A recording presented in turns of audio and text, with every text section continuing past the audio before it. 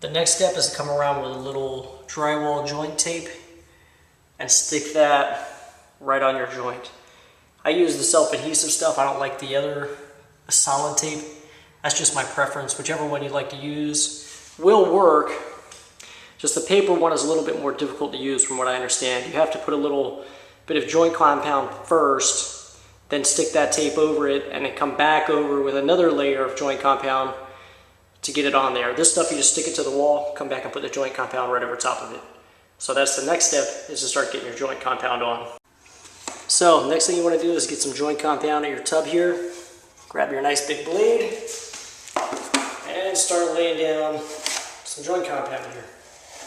This is pretty easy. Just get it on your little blade here and kind of push it down into the joint like that. And then come back and knock it down. You see I have a bit of a ridge here still. I don't want that. I want that to be nice and flat. So I'm going to put a little bit more. Knock it down. Now you see how I left a nice, I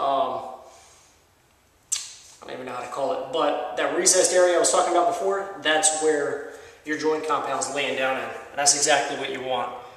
So pretty much, you're just going to make your way around the wall doing that. Just make sure you squeeze it into your joint tape real good, and then come back and knock it back flat with your blade.